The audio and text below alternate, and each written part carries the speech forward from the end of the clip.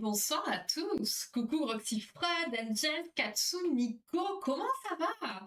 Bon, on se retrouve en ce début de semaine, on est lundi. On va essayer d'être en forme, d'être à peu près réveillé. Voilà, on va essayer, je vous promets rien. Il va y avoir beaucoup de blabla en plus, donc je vais essayer d'être au top, le plus au top possible en tout cas. Je vous laisse vous mettre en place tranquillement. On va commencer très rapidement, hein, de toute façon. On a ouais, 19 questions, il me semble. Je check en même temps. Ah, ouh, il y a des... Ouais, non, ouais, il y a du blabla, mais ouais, il y a plus ou moins des passages plus ou moins longs. Tac, tac, tac. On va couper ça tranquillement. On se croirait en boîte de nuit. Qu'est-ce que c'est ça? Tac, tac. Et je n'ai pas préparé ça. Est-ce qu'on est bon? On est bon! Bon. Alors ce soir, respect, passion et gratitude. On va encore parler de plusieurs thèmes en même temps. Hein. Voilà. Ah, on a un dernier qui nous rejoint. Installez-vous, installez-vous. Tac, tac, tac. Je regarde un peu de quoi on parle. La meuf qui découvre. Je rappelle, ça fait longtemps qu'ils sont prêts, donc je sais plus trop. Bon, on verra. On verra bien. Bon, on est parti. Que dans une heure, il y a Mario au premier regard quand même. Faut pas déconner. Et en fin de live, on votera pour le prochain live psy qu'on fera dans 2 semaines. Pas ce lundi, mais l'autre. Voilà. Et là, il va falloir voter parce que c'est assez disparate entre Insta, Discord. Donc on va voir. Alors, comment avoir de la compassion envers soi? En se jugeant sévèrement, en accueillant ses propres doutes, en conservant une attitude chaleureuse, en ignorant ses émotions ou en cherchant à fuir toute difficulté. Il y a des réponses quand même. Bon.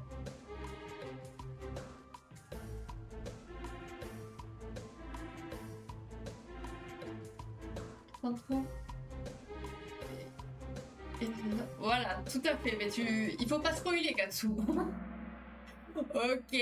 Ok, ok, on est pas mal. Donc là, on va commencer par l'autocompassion. Donc se traiter avec respect et bienveillance. Voilà, ça va peut-être faire du bien à tout le monde qu'on parle un petit peu de tout ça. Donc tout comme on peut éprouver de la compassion envers autrui lorsqu'il exprime une souffrance, mais on peut aussi cultiver de la compassion envers nous-mêmes. Bah non, non, j'ai juste pas mis à jour le planning. Mais non, on n'était pas en jeu vidéo 2 du tout. Donc, comment avoir de la compassion envers soi-même? Il va s'agir d'accueillir ses propres doutes, ses dilemmes, ses souffrances, tout en conservant une attitude chaleureuse vis-à-vis de soi et aussi une forme d'ouverture et de curiosité envers ce qui nous arrive. La compassion pour soi-même, ça va comprendre 3 dimensions sur lesquelles il est possible de travailler pour augmenter ses capacités de résilience et la qualité de ses relations aux autres. Donc on va les découvrir dans les prochaines questions.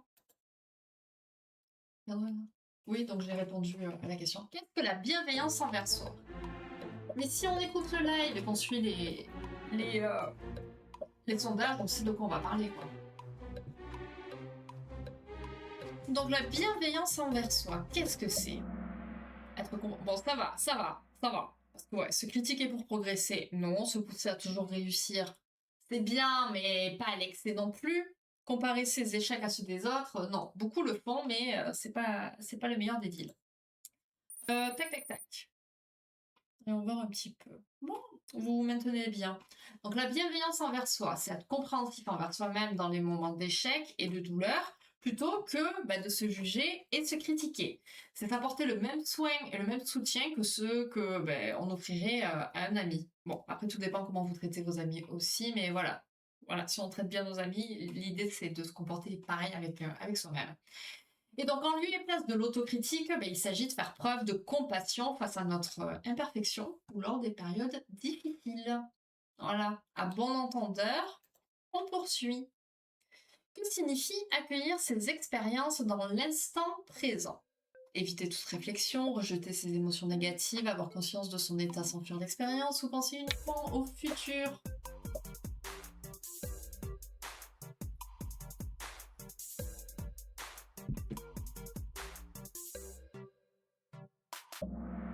Oui, puis surtout que on partage les vidéos, enfin les questions, les machins via un site. Donc si elle regardait son site, elle saurait qu'on parlerait pas de jeux vidéo cette semaine aussi. Ben vous êtes pas mal du tout. C'est très très bien. Bravo pour les 3 bonnes réponses d'affilée. Donc l'accueil des expériences dans l'instant présent, ça va être prendre conscience de son état, de ses pensées, en restant ancré dans l'instant présent de cette expérience qui peut être difficile, sans chercher à la fuir, mais sans non plus se laisser emporter par les ruminations mentales. Ce qui n'est pas toujours facile, je l'entends. On continue. Ne pleure pas, Angel, c'est pas grave. Tout le monde est faillible. Alors, que permet la reconnaissance de son humanité commune? Éviter toute comparaison avec autrui, réaliser que d'autres souffrent aussi de difficultés similaires, penser que les autres réussissent toujours. Ok, voilà. Donc la reconnaissance de son humanité commune, c'est de se rendre compte que d'autres personnes souffrent des mêmes difficultés, c'est percevoir sa propre vulnérabilité comme faisant partie d'une expérience humaine qui est bien plus large et partagée, plutôt que comme une expérience isolée et stigmatisante. Voilà, je suis une victime, je suis le seul à souffrir, on ne citera personne. Et les événements difficiles et les imperfections, elles nous relient aux autres, car chaque être humain y fait face au cours de sa vie. Alors, j'espère que vous avez bien intégré ce que c'était que l'autocompassion. J'espère que vous allez être bienveillant envers vous-même et envers les autres. Bordel, je suis trop là à répondre. Qu'est-ce qui t'arrive? C'est vrai qu'il n'y a que 6 réponses à chaque fois. Donc c'est toi le 7e qui saute, mais tu dors ou... Donc après l'autocompassion, on passe à la passion. Passion dont on parle régulièrement quand même. Oui, voilà, par exemple, on les a assez cités hier. Donc, on va parler de passion obsessive ou de passion harmonieuse. Bon, normalement, vous devriez à peu près connaître assez bien le sujet maintenant. Hein, mais bon, on va voir. Donc, il y a un ensemble de recherches menées depuis quelques années qui a permis de mettre en évidence 2 types de passion. La passion obsessive et la passion harmonieuse. Première question. Non, je suis juste ici. Ah, écoute, c'est bien aussi. L'important, c'est de participer. Alors, c'est quoi la passion obsessive? C'est un hobby équilibré, une relation fondée uniquement sur l'amitié, une activité épanouissante parmi d'autres, une passion qui prend le pas sur le reste de l'existence. Ok, bien. Étoile de mer inoubliable, c'est le nom à rallonge, buffle enthousiaste. C'est rigolo. Bref, alors, la passion obsessive, c'est une forme de passion unique qui prend le pas sur le reste de l'existence. En fait, elle devient le centre et l'unique source de satisfaction. C'est pas bon, on le répète. Donc lorsqu'un obstacle il nous sépare de l'objet de cette passion, donc une personne ou une activité, ça va générer des réactions intenses et négatives qui peuvent entraîner à des conduites déviantes. On passe à la prochaine question. Qu'est-ce que la passion harmonieuse? Une passion sans limite, une passion qui envahit toute la vie, une passion intégrée dans l'existence laissant place à d'autres activités ou une relation fusionnelle et exclusive. J'avoue que c'est quand même facile. Hein. Il va falloir que je check un petit peu mieux ces réponses. Donc dans la passion harmonieuse, il va s'agir d'une passion qui peut ressembler à l'autre en apparence, donc la passion obsessive, mais qui n'est pas vécue de la même manière par la personne. Cette passion, elle va faire partie de l'existence tout en laissant de la place à d'autres centres d'intérêt et à d'autres activités qui sont considérées aussi comme essentielles. Donc, lorsqu'un obstacle survient entre la personne et l'objet de sa passion, elle va être affectée, d'accord, mais elle va se ressourcer grâce à ses autres centres d'attention parce qu'elle peut se focus sur autre chose. Et donc l'intensité de la passion harmonieuse, elle n'est pas moindre, mais l'équilibre de vie est différent. C'est plus harmonieux, c'est plus sain, on va dire. T'es première? Bien joué. Beaucoup d'explications ce soir. Ouais, comme tous les soirs. Mais vu que tout le monde fait un sans faute. Eh oui, là c'est sur la rapidité, mon Katsu. Attends, je vais l'écrire pour les bonnes réponses. Mais ouais, non mais il faut que je le modifie ça. Il faut que je fasse attention. C'est trop facile. Je vais mettre des initiales. Comme ça, c'est vraiment du pif. Donc dans la passion obsessive, comment est vu l'autre? Comme une âme sœur censée compléter en tout point, comme un partenaire indépendant, comme un soutien mais non essentiel, comme un simple compagnon passager. Ouh, ça y est, ça se démarque un petit peu. Et non, quand on est obsédé par quelqu'un, c'est pas juste passager. Donc, dans cette passion-là, dans la passion obsessive, l'autre, il va être davantage considéré comme ça va être vraiment l'âme sœur, qui est censée nous compléter à tout point de vue. Et les chercheurs, ils ont constaté que dans des cas de figure, l'arrivée de l'âme sœur, elle est plus souvent considérée comme le fait du destin et non comme une relation qu'il est possible de cultiver et d'influencer par la manière d'être en relation. C'est-à-dire qu'on n'a rien à faire, en fait, voilà, c'est l'âme sœur, donc c'est écrit, il n'y a rien à faire, pas d'effort à faire, hein. Et c'est une obsession, clairement, et il n'y a pas d'effort, donc forcément, c'est de suite que c'est bancal, quoi. Quel effet l'attitude passive face à la destinée? Bon ben voilà, je devrais me taire un petit peu.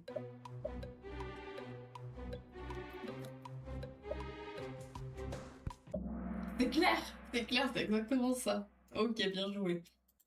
Donc cette attitude passive face à la destinée, elle diminue les comportements qui favorisent une relation durable. La personne elle va être en attente d'être complétée par l'autre, et lorsqu'elle sent que la relation ne répond pas tout à fait à ses aspirations comme elle espérait, il y a des tensions qui émergent ou qui s'intensifient. On va passer à 2 questions maintenant. À quoi correspond la passion obsessive dans le couple? Une forme de codépendance, un amour serein et détaché, une relation libre et équilibrée ou à une relation amicale profonde.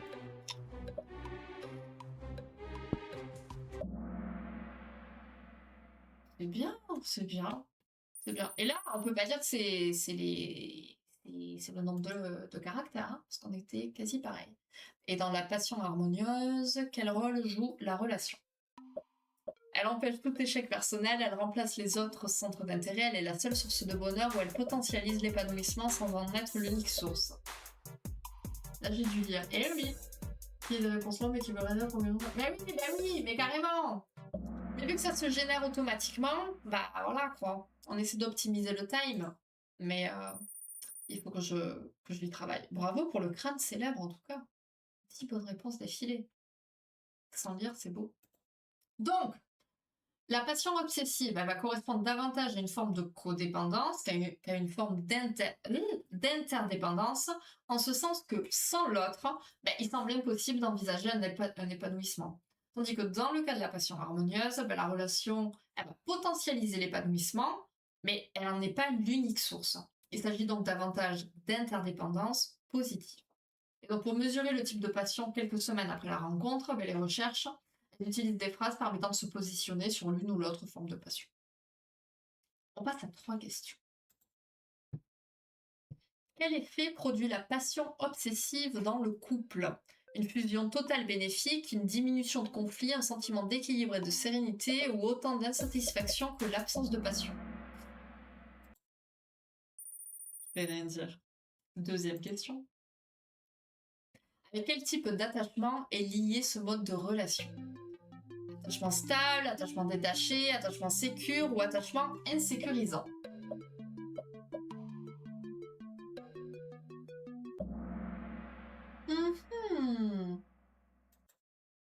Ah ouais, sécure, on est tout sauf dans la relation sécure là, hein, effectivement.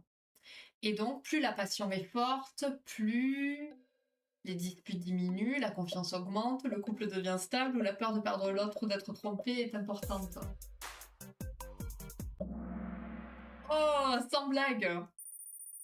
Il y en a, c'est vraiment beaucoup trop flagrant, hein. Ça craint. Donc, la passion obsessive dans le couple, elle génère autant d'insatisfaction que l'absence de passion. Et ce mode de relation, il est lié à un attachement insécurisant, qui va s'accompagner aussi souvent d'un manque de confiance en soi et dans les autres. Ça, c'est vu et revu et revu. Donc, ça va générer une inquiétude intense. Plus la passion est forte, plus la peur de perdre l'autre ou d'être trompé est importante. Et ce mode d'attachement, il entraîne aussi une focalisation plus importante sur ses propres besoins et une moindre attention portée à ceux d'autrui. Parce qu'on est vraiment focus sur notre objet à nous de passion. On veut être comblé sans réellement penser à ce que veut l'autre. Et c'est comme ça que généralement, on va étouffer l'autre avec nos demandes, etc. Parce qu'il n'y a que nous qui compte au final. Voilà, on veut être avec l'autre, on dépend de l'autre, mais voilà, ça se passe pas forcément très bien. Ceux qui... c'est peut-être ça, oui. C'est peut-être ça, Katsu. Faut pas comprendre les réponses, les images. Faut pas comprendre les réponses. Faut pas comprendre les images. Y a rien à comprendre. On passe à 2 questions. Quel est le comportement des partenaires anxieux? Craindre la perte de l'autre et rechercher des preuves d'amour, ne pas investir émotionnellement, être indifférent aux preuves d'amour ou rejeter l'autre pour éviter une perte. Je suis pétard pour voir. Mais t'as vu quoi? J'ai pas vu ce qu'il y avait à voir. Alors ça pourrait, en vrai ça pourrait. Rejeter l'autre pour éviter une perte. Mais là, il y a trop à perdre en fait. Il y a trop à perdre. Deuxième question. C'est possible aussi. Faut pas faire trop de tests. Comment réagissent les personnes à ce type d'attachement évitant?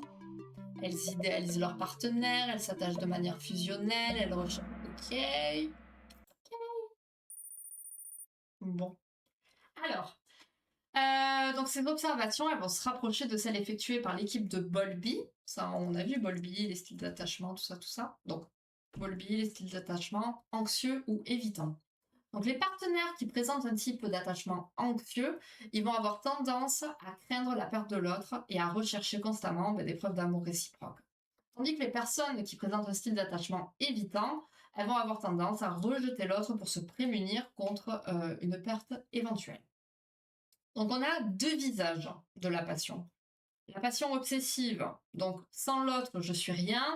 Si l'autre s'écarte de moi, je peux lui faire ou me faire du mal. C'est le destin qui nous a fait nous rencontrer. J'espère qu'il ne nous fera pas nous séparer. C'est vraiment une passion exclusive. Il y a peu ou pas d'autres sources de satisfaction dans la vie. Et donc à l'inverse, la passion harmonieuse.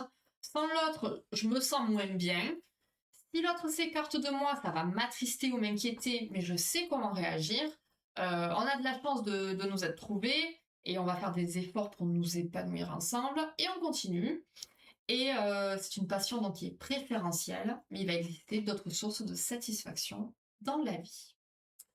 Ça n'a jamais été réellement sur le planning. Mais qu'est-ce qu'elle raconte? Je sais pas sur quelle image elle a bugué. Qu'est-ce qui se passe? Angel, t'es plus assez habitué à venir, hein? Faut se remettre sur le bon chemin. Bon, on a vu l'autocompassion, on a vu un petit récap sur la passion, toujours intéressant. Et maintenant, on va parler de gratitude.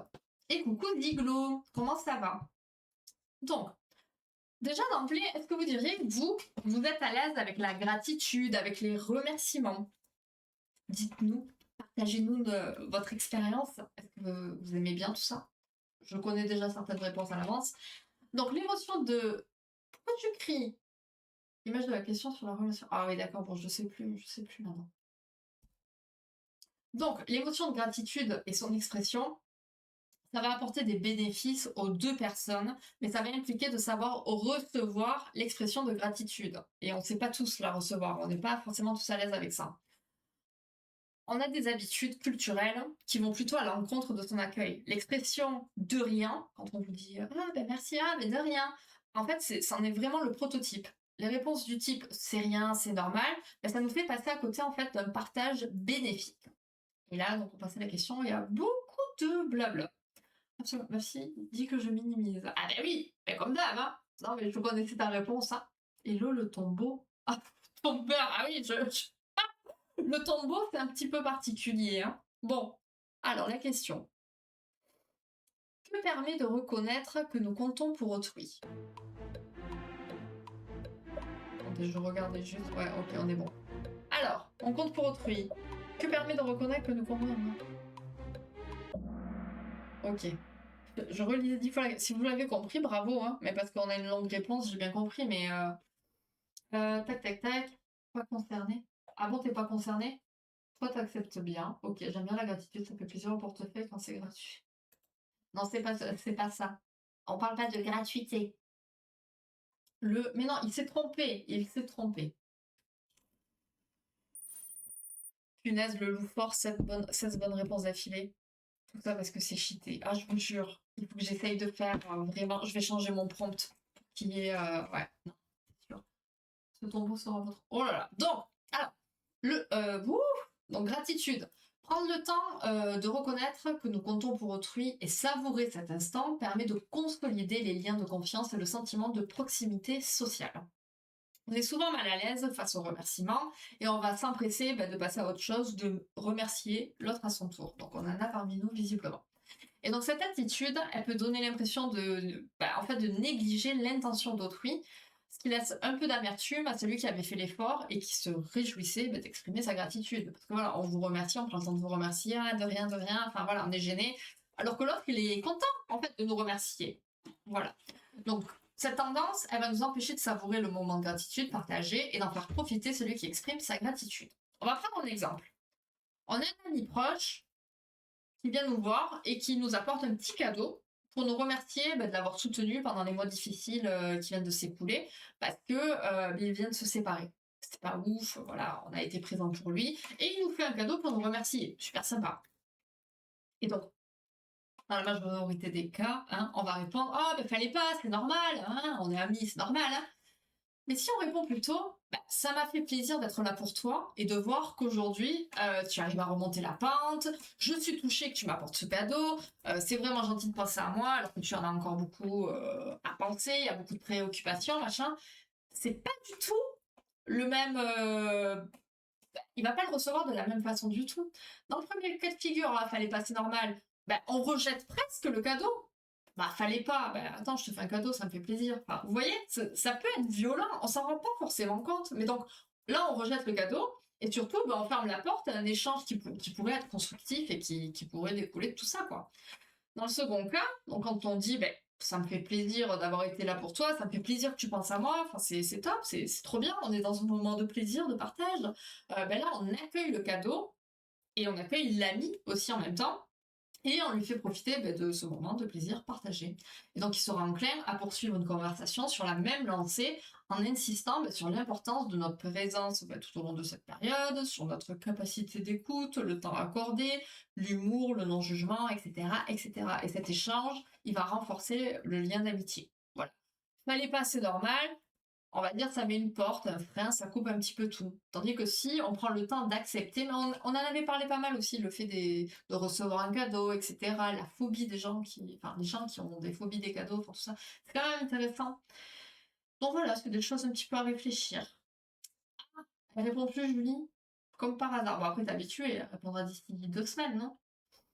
Ouais, je vous sais pour faire tes non, ça va aller, merci. Alors que c'est pas ça, je considère que moi, c'est juste que c'est normal. Alors, oui, c'est normal, mais c'est normal aussi, du coup, que ton ami te remercie et qu'il veuille faire un geste pour toi, tu vois? Quand c'est rien du tout. C'est normal. C'est normal d'être gêné, effectivement, mais parce que je pense qu'il y a pas mal de côtés, un côté culturel aussi, voilà. Enfin, on a été, on est dans ce moule-là de: «Ah, mais de rien, ah, on est gêné», alors qu'en fait, faut accepter de recevoir. Oui, oui, oui, mais bon, enfin là, c'était un peu excessif aussi, hein, voilà. Mais je suis la première, hein, je suis la première à dire: «Oh mais c'est normal, fallait pas, voyons, là, là», tu vois? C'est ce que je dis parce que je fais exactement. Alors, on passe sur un autre sujet, motivation autonome et motivation contrôlée. Qu'est-ce que c'est que ça? Donc d'après des études, plus les individus suivraient une motivation autonome, plus ça contribuerait à leur engagement dans une action et au bien-être qu'elle procure. Il y a deux grandes formes de motivation qui ont été mises en évidence, celle dite autonome et celle dite contrôlée. On va voir quelle est la différence entre ces deux-là. Moi, excessif, jamais. Non, jamais. Jamais. Alors, c'est quoi la motivation autonome? Je lis même plus, ça me fatigue. Vous m'avez saoulé. J'espère vraiment que je vais arriver à vous la faire à mon retour de vacances, hein, je vous le dis. C'est même plus du jeu. Donc, on va parler de motivation autonome lorsqu'on a le sentiment d'être à l'origine de ses choix ou que les actes qu'on réalise, ils sont bien en accord avec nos valeurs. Dans ce cas, on sait que les actes, ils sont pas dictés par des normes, des règles ou des consignes externes. Et comme ça, on réalise lorsqu'on réalise un acte altruiste en l'ayant pleinement choisi et en se sentant pleinement en cohérence avec soi-même, cet acte, il sera décrit comme résultant d'une motivation autonome. C'est mes propres choix, j'ai pas été influencée, c'était pas un ordre, il y avait personne qui m'a incité à faire ce choix. Quand on se sent et que je lui remerciera son chapeau, je serais peut-être gênée. Mais non, mais t'inquiète pas, t'inquiète. J'ai entraîné ça, m'apporter de l'eau aussi, tout ça. Je pensais à un truc, on va prendre de la bouffe aussi, je pense, non? Faut qu'on mange. Parce qu'on va y aller le matin, non? On parle le matin, on sait jamais. Si on se perd et tout, vaut mieux rentrer avant la nuit, non? Je sais pas. Dis-moi tout. Alors, on passe à l'inverse. Qu'est-ce que la motivation contrôlée? C'est décider librement d'une action, c'est s'engager pour ses propres valeurs, c'est par choix personnel ou réaliser un acte sous demande ou pression interne. Je sais, moi, ce que je vais demander. Je vais dire, tu me fais les questions, machin, là, et les mauvaises réponses, tu me les écris plus longues. Les plus longues. Mais pas que, parce que sinon... Mais tu me mets 2 longues réponses et 2... Ouais, je vais la jouer comme ça. Peut-être. Mais non, mais... Oh, merde, Ziglo, c'est pas ça que je voulais dire. C'est pas ça que je voulais dire. Alors là, on a eu un petit peu de tout. Alors, la motivation contrôlée, décider librement d'une action. On vient à l'instant de voir ce qu'était la motivation autonome. Et c'est littéralement cette définition-là. S'engager pour ses propres valeurs, c'est pas littéralement, mais ça fait partie justement de la motivation autonome aussi. On fait des choix selon nos propres valeurs. Et donc, librement, voilà. Et par choix personnel. En fait, tout ça, c'était des réponses de la motivation de tout à l'heure. Donc, ben, je sais pas. Je me disais, tu sais, contrôler, cavalier, apocalypse, le contrôle, patron, connard, apocalypse. Enfin, tu vois, c'était ça, tous les liens dans ma tête. C'est un peu en mode violente. Motivation contrôlée, le contrôle. Tu vois, c'est ça. Mais tu m'as écrit, si tu m'écris, tu m'as pas écrit. Tu m'as pas écrit, donc c'est pas toi. C'est toi qui m'as pas répondu en plus. Ah ouh, le petit con. Ah non, non, non, non, non. Première fois qu'on focus autant sur les images. Mais c'est clair, alors que je me casse le cul généralement à chercher des images, là j'ai pris toutes les images que j'avais déjà téléchargées, parce que justement je me disais tout le monde s'en bat les reins, et mais pas du tout, pas du tout, pas du tout du tout. Sous les photos de la rando. Tu n'as rien répondu, je viens de regarder. Si, oui, pardon, j'étais pas dans notre conversation privée. Je parlais de notre conversation privée sur laquelle tu ne réponds pas. Donc, motivation contrôlée. Si, donc, autonome, on fait un acte qui vient de nous-mêmes. Si on réalise ce même acte sur demande ou sous une pression interne qui nous dicte ce qu'on devrait faire pour ne pas avoir honte ou pour être bien perçu, alors on parle d'une motivation contrôlée. Putain, pardon.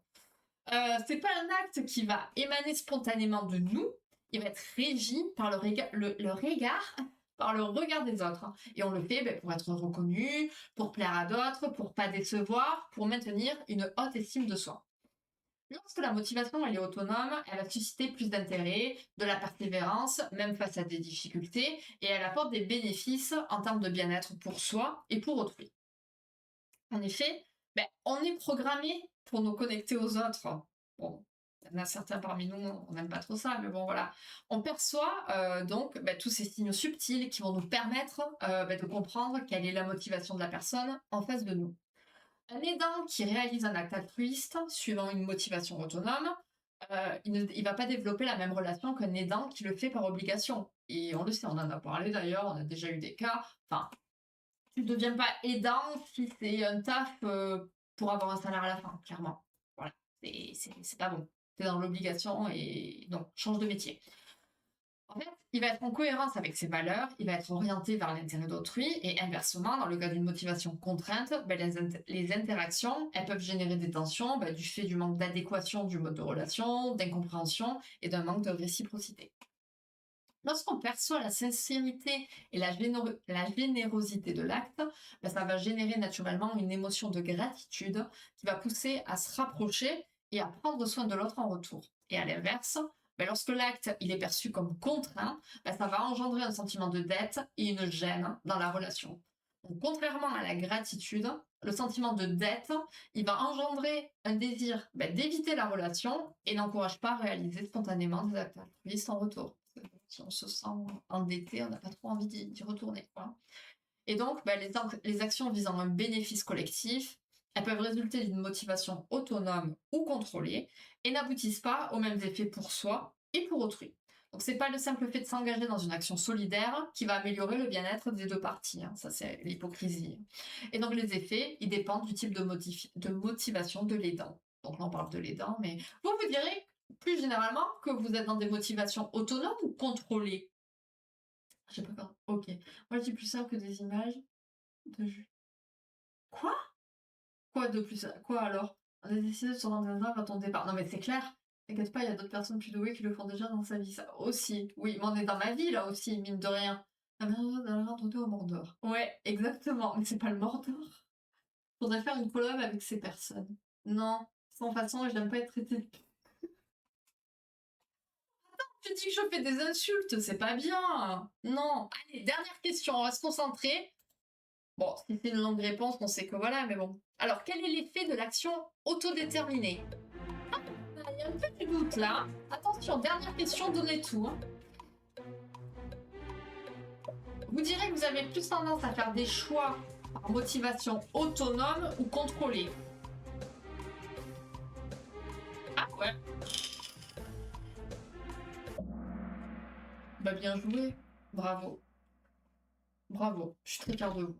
Donc l'action autodéterminée, elle augmente l'estime de soi, l'engagement, la générosité, le plaisir partagé et le sentiment de proximité dans la relation. Elle va permettre de mieux répondre aux besoins psychologiques fondamentaux de celui qui agit, contribuant aussi à son bien-être. Et la qualité de la relation ainsi établie augmente également l'estime de soi du bénéficiaire, sa vitalité et son bien-être. Juste con, je pense. Mais non. Mais non. On va voir ce podium. Donc on a un loup fort en 3e position. Ça va, tu t'es rattrapé. Suivi de l'étoile de mer jaune. Et en première position, nous avons le bucle enthousiaste. Bien joué à vous. Suivi de l'étoile et du blob. Blobfish. Allez, on remet la musique. On met le sondage. Ah, parce que là, honnêtement, même si je voulais choisir, eh bien, je ne saurais pas quoi prendre. Parce que les résultats ont rien à voir. Donc, alors, tac, tac, tac, tac. Gérer les sondages. Nouveau sondage. Prochain live. Merde, je sais plus écrire. Prochain live. Donc, on a parlons d'amour. On a les violences sexuelles. Et on a jeux vidéo partout. Voilà. Et je vais m'éclater. Ça fait 2 fois que je m'éclate le coude. Allez, à vos votes.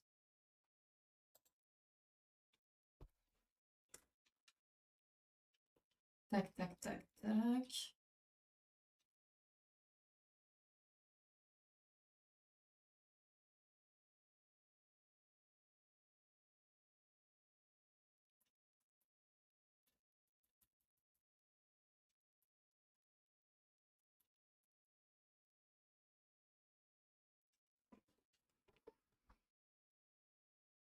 Oh bah d'accord.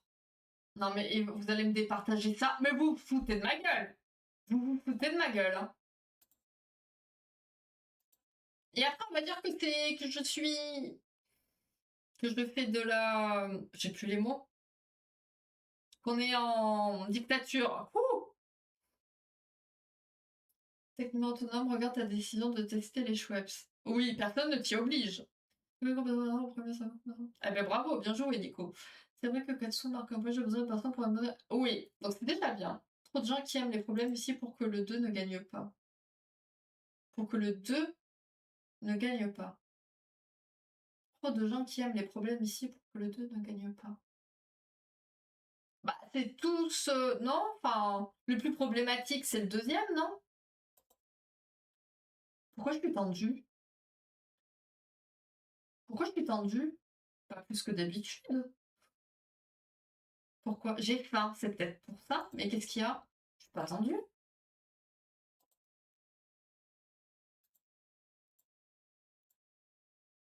Ah, voilà. Ça me va tranquille. Non. Il n'y a pas quelqu'un... Non.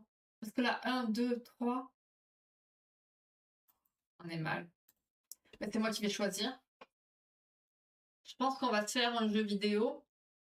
parce que au moins ça va couper, parce que j'ai pas assez de live, autres, on va dire. Et encore que ce week-end, j'ai préparé, je crois, 14 posts, je crois. Donc ça veut dire quelques lives à venir. Bon, c'est le moment de parler de ton cardio, je dis. Ah bon, tu crois? Non, là, c'est le moment où je vais aller manger. C'était bon le fish and chips d'hier? Oui, c'était très bon. Rien promis, on n'est pas concentré pour l'égalité. Je suis la plus jeune, mon vote compte double. Et t'as voté pour quoi? Je peux... Aïe, je peux pas voir. Je peux pas voir qui a voté.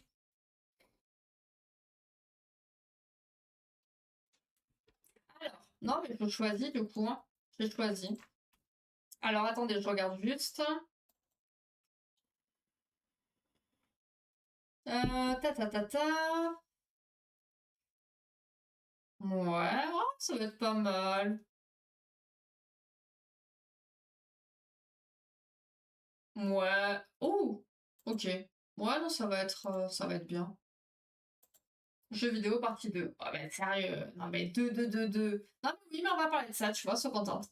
Si le compte des jeunes vaudrait double, mais un jour serait au pouvoir. Je vais faire des cauchemars. C'est pas une galette, les lives de juillet. Une galette? C'est bizarre, ça. Non? Bon. Bon, du coup, ben voilà, on parlera des jeux vidéo, mais on va pas parler, enfin, ça va pas être, retirer ce message. Ça va pas être que des jeux vidéo. Enfin, on va parler des jeux vidéo, mais on va parler de, on va parler de quoi? Médiation. Tadana. Non, ça va être intéressant. Après, on va parler des différents profils de joueurs, comment ça a évolué, l'ancienne classification et la nouvelle. Et après, on va parler un petit peu d'addiction. L'addiction, c'est un sujet qu'on retrouvera sur d'autres lives en lien avec les jeux vidéo. Mais voilà, ça va être un peu disséminé. Je ne veux pas parler d'amour. Mais il ne m'écoute pas, personne ne m'écoute de toute façon. Là, j'ai pas mal de lives sur les jeux vidéo qui sont prêts. Mais je veux pas faire que du jeu vidéo tout le temps, tout le temps, tout le temps. Donc je veux alterner avec des sujets. Donc là, j'en fais passer un, parce que là, on a fait un live comme ça. Et semaine d'après, on fera autre chose. Oui, vous faites pas ça le plus jeune sous la table pour la distribution des parts. Alors, non, mais je connais. Sauf l'amour. What? Le plus jeune doit préparer les cafés pour les autres. Mhm. D'accord. Ok, ok. Vous appelez pas ça stagiaire? Ça, c'est vrai que moi, j'aimerais bien avoir une assistante des fois. Je mériterais bien une assistante, moi je dis. Oui, toi, tu m'écoutes, Nico. Heureusement que tu m'écoutes. Je dis qu'il va partir en vacances avec des envies de meurtre. Ouais, et ça, c'est pas très bon pour Ziglo, hein, parce que le pauvre, il va prendre pour vous tout ça. Donc voilà. Et ça, après. Bah, moi, on va pas apporter de café. Hein. Je l'attends encore. Du coup, bah, finalement, c'était rapide. Ça va. Je vais pouvoir aller me nourrir et pas bouffer quelqu'un ou buter quelqu'un, ça dépend. On se retrouve quand? On se retrouve vendredi, je crois. J'ai vu un jour, en plus, elle veut une assistante. Mais oui, c'est la vie que j'ai décidé de mener. Donc, on se retrouve vendredi après le taf sur Housekeeper, je crois. Et samedi soir, petit live tranquille sur un Lego parce qu'il faut pas que je me couche tard. Parce que dimanche, on prend la route. Et on fera peut-être un unboxing, on verra, parce que samedi, c'est le Play Azure. Donc c'est pour ça qu'on parle pas plus tôt d'ailleurs, c'est parce qu'il y a le Play Azure Festival. Je vais même pas faire de pronostic sur le budget parce que là, le budget, déjà, il est petit. Il est petit, donc on va pas faire comme chaque année de budget. Voilà. On va pas trop dépenser, c'est sûr. Mais voilà, je vous montrerai peut-être les achats que j'ai fait, si j'en fais. Et voilà, petit Lego tranquillou et au dodo pour la route. Qui va te pousser de la route. Sherpa coach. Mais pourquoi tu serais mon coach? T'as craqué ou quoi? Le problème, c'est que l'assistante va passer par la fenêtre si elle est trop blonde. Pourquoi? C'est ça les impératifs de tes vacances? Hein? Je crois qu'on se comprend pas. Je crois on se comprend pas du tout. Ouais, le Play Azure. Ça va être cool.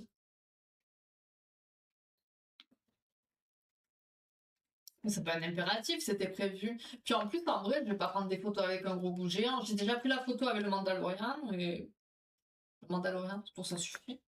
Elle dit ça tous les ans. Non, non, mais cette année encore plus. Cette année encore plus. Et coucou Oscar, comment ça va? T'arrives à la fin, hein, après la guerre. Non, non, cette année, je suis en train de réfléchir, mais non. Je vais acheter. On le voit pas. Non, on le voit pas, c'est plus loin. Je vais encore acheter mes petits cailloux, parce que j'aime bien. Mais voilà, quoi. Et voilà. C'est tout, je crois. Ouais. Et puis après, bah voilà, ça va être des vacances rando. Enfin, rando. On va faire du garage normalement. J'aimerais bien l'amener aussi au lac de la Cavaillère. C'est un lac à Carca. On fait une petite balade, il fait beau, quoi. Qu'est-ce qu'elle clip? Elle clip là où... Ah, je sais ce qu'elle a clip. Elle a clip le moment où je dis je suis sûre, voilà, je vais pas trop acheter. Voilà, c'est sûr. Alors, voyons voir. Je veux remettre le son. J'ai coupé le son du tout. Ouais, je crois qu'on se comprend pas. Ouais, le Play Azure. Ça va être cool. C'est long, hein. Il est très long. C'est pas un impératif, c'était prévu. Puis en plus, en vrai, je vais pas prendre des photos avec un gros bout géant. J'ai déjà pris la photo avec le Mandalorian et le Mandalorian, pour ça suffit. Elle dit ça tous les ans. Non, non, mais cette année encore plus. Cette année encore plus. Et coucou Oscar, comment ça va? Mais oui, oui, je vous jure. J'arrive à la fin, hein, après la guerre. Je vous jure, vous verrez, vous verrez. Et puis sinon, je mentirai. Voilà. Mais c'est gentil, ça faisait longtemps en plus que t'étais pas passé, Oscar, ça fait plaisir. J'espère que ça va, toi. Le cardio de Julie qui sera pas prêt parce qu'elle aura été au plaisir.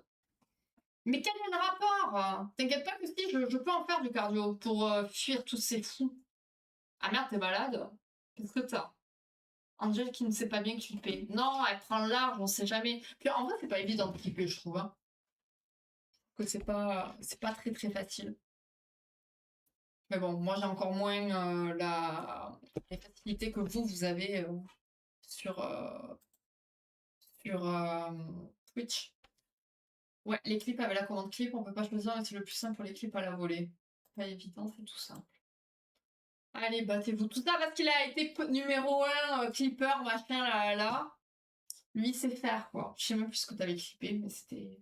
On rigole, on rigole. Bon, bref, les amis, j'ai la dalle, j'en peux plus. J'ai faim depuis longtemps. Mais j'ai fait un petit resto à midi, c'était sympa. Le resto, parce que j'ai mangé en tout cas. Bref. Allez, ça suffit, je suis accro à la bouffe, c'est terrible. Je vous fais des bisous. Merci pour votre participation. La prochaine fois, ce sera bien plus compliqué, je vous le dis. Je vais essayer, du moins. Ah, merde! Comment tu peux avoir la crève avec un temps pareil? Ah, c'est le chaud-froid, ça peut-être. Aïe, aïe, aïe. Bon, ben, rétablis-toi bien. Surtout que t'as repris le taf, en plus, il me semble. Donc, c'est pas ouf. Courage. Après, là, c'était pour être sûr d'avoir la phrase que je veux. Non, mais tu vois, après, rien qu'avec ça, je vais être obligée de faire attention. Je vais être obligée. Non, et puis je suis obligée, je suis obligée, je suis obligée. Après, à tout moment, je trouve des trucs de déco et tout pour notre grand projet. Et à tout moment, voilà. Mais ça fera partie du plus gros budget prévu. Donc, c'est bref, on verra. On en reparle samedi. De toute manière, on se voit vendredi soir, vers 17h30. Si la semaine se termine bien. Pas comme la semaine dernière et que voilà. Mais normalement, voilà. Et on fera un petit Lego. Je sais pas trop quoi. Je sais pas si je pars sur un petit ou deux petits. Enfin, on verra. Votre grand projet. Oh, Ziglo. Moi, je peux plus, hein. Bonne soirée à toi, Force Cœur, des bisous. À très vite. Je assume que tout le monde, qui assume que tout le monde a eu du soleil. Le mariage? Non, ça c'est le petit projet. Elle passe de je suis moi, peut-être. Bon, allez, ça suffit, justement, voilà, je change trop d'avis, moi. Allez, des bisous. On se retrouve vendredi soir, fin de journée, voilà, voilà. Et voilà, hein. Soyez sages, on se capte sur Discord, évidemment. Et puis voilà. Une rêve. Allez, c'est bon, je ne veux plus lire ces bêtises-là. À vendredi, des bisous, ciao, ciao.